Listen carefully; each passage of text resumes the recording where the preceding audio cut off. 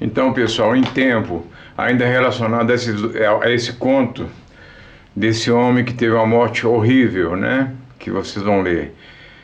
E ao conto que eu escrevi, que eu contei já há uns 2 meses atrás, do senhor Letil, né? Que teve uma morte horrível, também horrível, mas não tão horrível quanto essa, né? A questão dele, do senhor Letil, que está no livro, nesse livro também que eu já até guardei, O Céu e o Inferno, de Allan Kardec. é, ele é convocado, né, no centro, e ele conta a história dele, que ele teve uma morte horrível. Ele tinha uma fábrica, ele era um industrial, entregar. Era um final de semana, não tinha empregado nenhum, só tinha ele e um ajudante na fábrica. Ele tinha uma encomenda muito grande para entregar, né, nas redondezas de Paris, de verniz. E ali, no momento de aqueles caldeirões de 500 litros enormes, né, ele caiu dentro de um caldeirão fervente de verniz. Imagina a dor que ele sentiu, as carnes. Quando ele conseguiu botar a cabeça para fora, já gritando, né? O aprendiz veio e puxou ele, mas as carnes já estavam saindo, os ossos para fora, né? E a morte dele foi dolorosa. Ele sofreu 12 horas cruciantes de dor. Ainda assim, ele conseguiu reunir a família e ainda teve tempo de assinar uns documentos, né? Deixando os bens, especificando os bens, junto com o advogado. Ele ainda teve isso. Deus ainda teve complacência dele, né? Ele explicou o porquê da morte, né? No Centro Espírita de Paris. Já ia para mais de 200. Eu morri porque no ano de 1600, quer dizer, já ia para mais de 200 anos.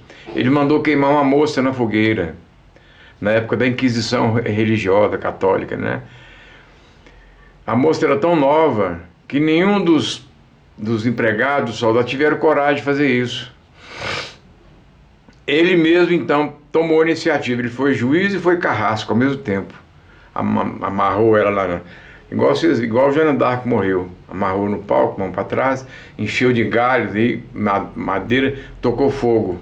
A morte, esse tipo de morte, segundo estudos médicos, vocês podem pesquisar, a pessoa sofre, começa a queimar de cima para baixo, mas a fumaça já asfixia ela imediatamente. Ela já morre ali praticamente em minutos. Ela não vai sentir totalmente o corpo dela todo queimado. Então a morte dela, morte de quem é queimado na fogueira, na maioria das vezes morre rapidamente pela inalação da fumaça.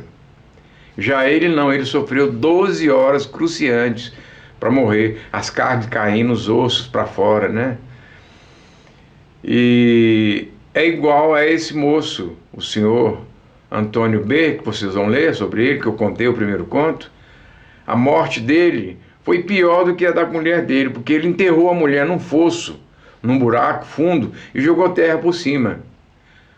Segundo os médicos, estudos médicos, vocês podem pesquisar, a pessoa morre em minutos.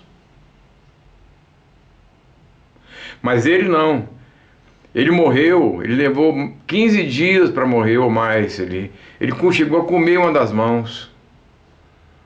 Então, eu quero dizer para vocês que o banco da moral, do caráter, da personalidade e da verdade do plano espiritual cobra juros altos de quem faz isso e nunca deixa de receber. Passa 50, 100, 200 anos, 300 anos. A dívida está escrita lá.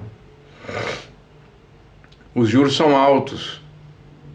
Quer dizer, o que eu quero dizer é o seguinte, que o senhor Antônio B. sofreu muito mais do que a mulher dele, que morreu em minutos, porque jogou terra, entrou terra na boca, em minutos já está morta, sem ar.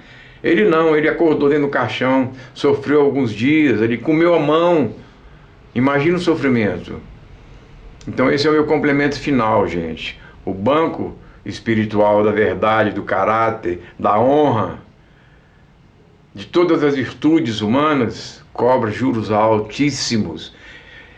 Todas essas duas pessoas, tanto o senhor Letil e o senhor Antônio B., pagaram a pena com juros e correções monetárias, assim como um banco normal cobra juros, né? Se for lá pedir empréstimo, ele resolveu o seu problema, é claro que o banco vai cobrar juros, que ele vive disso, né? Não ele fecha as portas. Então, era essa a última explicação que eu queria dar para vocês sobre os juros, as penas que a gente vai pagar em dobro, triplicado dos males que nós fazemos às outras, né, praticamos com outras pessoas, tá bom? Era esse meu último comentário final, tá? Eu vou colocar o mesmo título com o número 3, tá bom? Um bom dia, uma boa semana para todos. Deus nos ilumine, né? A gente está sempre precisando de luz, mas nem sempre nós merecemos luz, né? Tem que ficar na escuridão para aprender. A gente está num beabá espiritual e não está sabendo. Mas Deus quer assim e assim tem que ser. Tá certo?